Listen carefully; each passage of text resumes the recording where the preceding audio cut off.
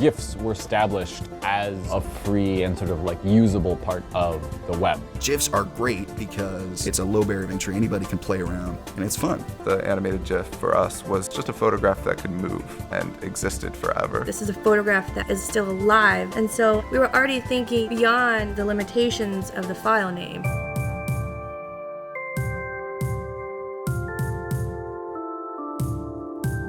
An animated GIF is an image that's been encoded using the graphics interchange format, where it has multiple frames encoded into a single image file, and a web browser or other piece of software will play those images back in animated sequence automatically. The original GIF specification came out in 1987. Early example of GIFs that you see are flames. Like, flames are very popular, and the waving American flag is all over the place. Most notoriously is the under construction GIF.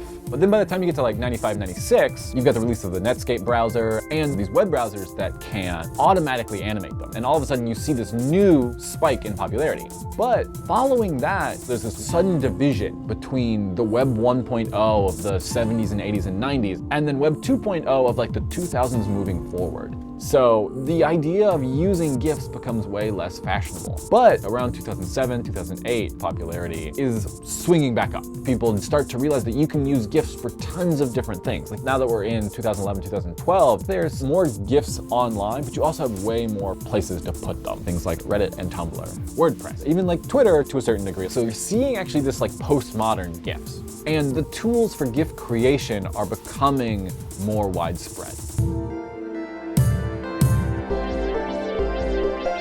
GIFs can be anything, but what unites the GIFs is that they're short and they are something that most Tumblr users can create themselves. People are sharing more, and I think Tumblr definitely has a part of that. Humans really like repetition. We feel comfortable with it. And sometimes just the longer you watch something, the funnier it gets, or it'll actually change meanings.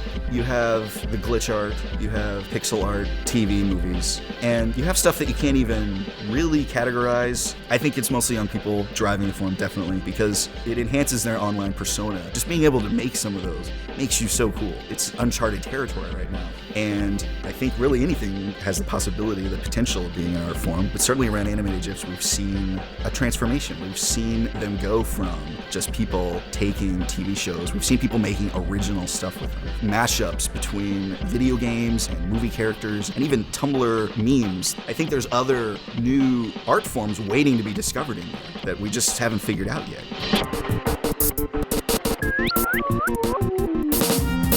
So we were doing fashion editorials, and that's all in magazines and things like that. And the fashion world really didn't latch on to the internet. So we wanted to push that. It makes sense that the web is there. Why put a still picture online? The image can now move. So instead of making still pictures, you would make animated pictures, and they would just go on infinitely forever.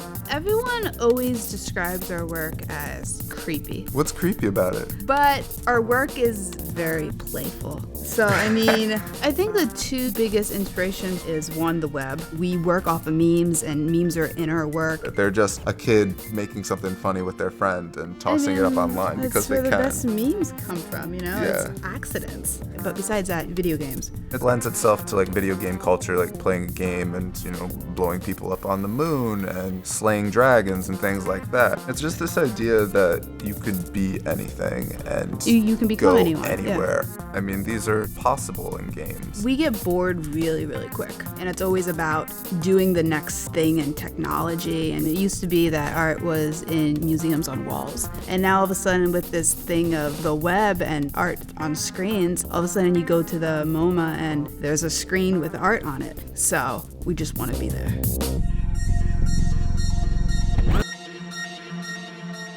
I think there's opportunities with this kind of hybrid medium to show people something they've never seen before, to have these moments that can just exist forever. It's like this little magical warp of time. We could live within a moment within that moment, like to dream of something and then create it in a camera and share it with people and let them dream with you, just for a moment. It allows a moment to live on, and there's something kind of fascinating about that. Whatever that one thing is that is alive is what your eye's gonna go to. It sets the emotional impact of what the cinematograph will be. It's a a big creative decision for us, like what moment to focus on. We have a cinematograph called Anna Sees Everything. She's watching the show, and it's kind of like a little portrait of her. This is what she does for a living. So like watching the footage of Bill Cunningham, he didn't take a picture of every model that walks by. When he likes something, he likes it and he shoots it. And when he doesn't, and he doesn't even think about it. So like we get to learn something, and watching somebody for hours on end while we work on it, we understand them. It's so voyeuristic.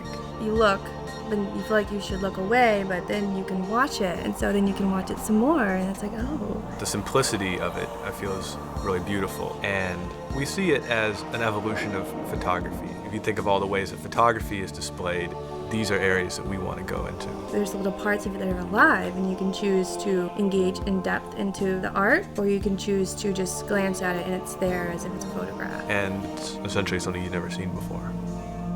Who are those people for whom like they think in GIFs or like they almost speak in GIFs? And I think once you get to that point, yeah, like sure, it's art. The ideal of art has changed. And we've always seen what we can get away with. It's fun. When we started making these, we were calling them animated GIFs, but it was so much more than that. It's just too new, and I love being a part of this at a time when we're just figuring it out.